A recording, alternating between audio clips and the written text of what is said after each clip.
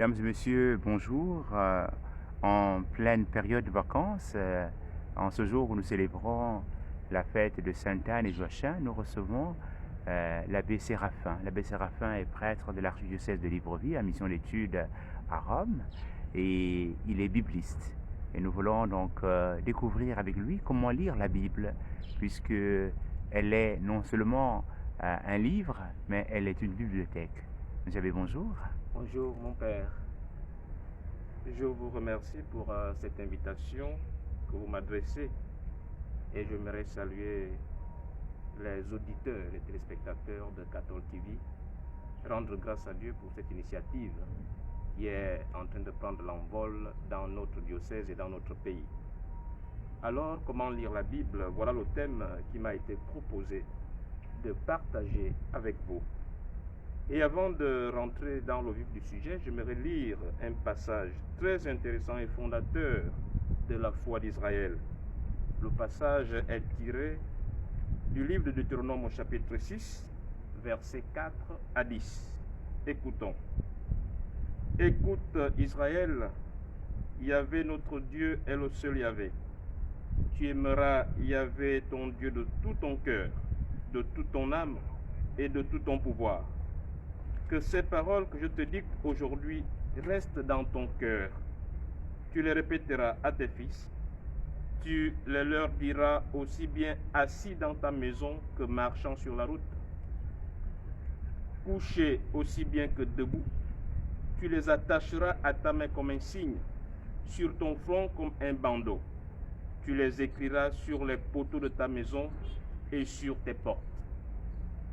Voilà un ordre, une injonction qui faisait partie du vécu de tout Israélite. Alors pour nous, comment lire la Bible?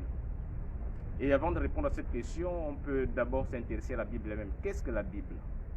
Le Père le disait tantôt, la Bible est une bibliothèque, donc c'est un ensemble de livres, un ensemble de livres qui a été mis ensemble. Et en réalité, c'est l'histoire d'un peuple, l'histoire de foi d'un peuple qui a été consigné par écrit. Et donc, dans la Bible, c'est un peuple qui relie sa foi. C'est un peuple qui relie sa vie en lien avec Dieu.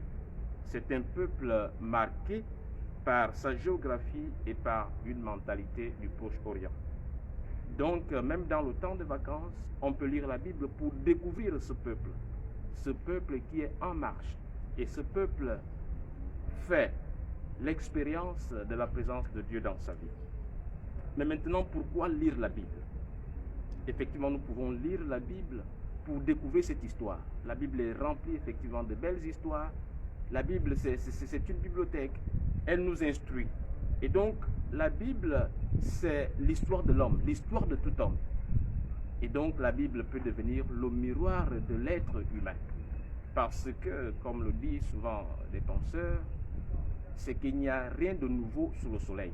Et donc, toutes les histoires contenues dans la Bible, ces histoires peuvent nous instruire. Ces histoires peuvent être des exemples pour nous.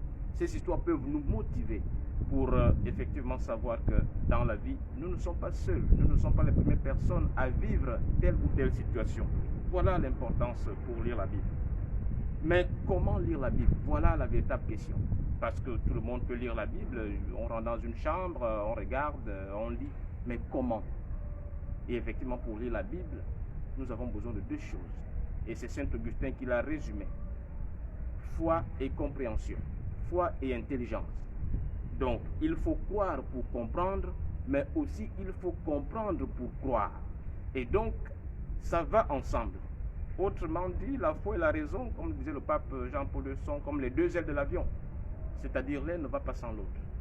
Vous pouvez commencer à lire. Il y aura des histoires qui vont vous intéresser, d'autres qui vont vous intriguer.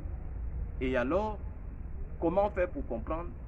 Si vous ne comprenez pas tout, rapprochez-vous des personnes ressources qui peuvent effectivement vous aider à mieux comprendre la Bible. Donc, ce qui est intéressant, comment lire la Bible, il faut d'abord la volonté. Parce que tellement de volumes, et ça peut décourager.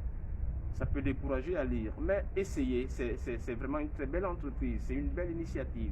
Toujours essayez, vous allez vous rendre compte que ça deviendra comme une drogue, quelque chose qui vous captive. alors la Bible, elle est véritablement intéressante et chacun doit oser. Et nous, catholiques, on nous taxe souvent des gens qui ne maîtrisent pas la Bible. Et voilà, le temps de vacances doit être pour nous un temps de voyage. Dans la Bible, vous allez découvrir et des lieux, et des villes, et des noms. En tout cas, tout un symbolisme qui nous balade dans notre foi, dans notre vie quotidienne. Donc c'est vraiment intéressant. Mais quelle Bible lire? Parce que nous, comme catholiques, alors nous ne lisons pas n'importe quelle Bible. Donc, quelle Bible lire? L'une des Bibles à lire et vraiment conseillée, c'est la Taube, la traduction œcuménique de la Bible. Et une autre Bible qui peut être très très intéressante, c'est la BJ, c'est-à-dire la Bible de Jérusalem. Mais comment alors comprendre la Bible? Voilà le véritable problème. Si on vous a dit comment lire, alors lire, vous avez des Bibles qu'on vous a prescrit, qu'on vous conseille, mais comment comprendre? Et là, tout rentre. Vous allez voir que dans le livre de la Genèse, on vous parle d'un serpent qui parle. Est-ce la réalité?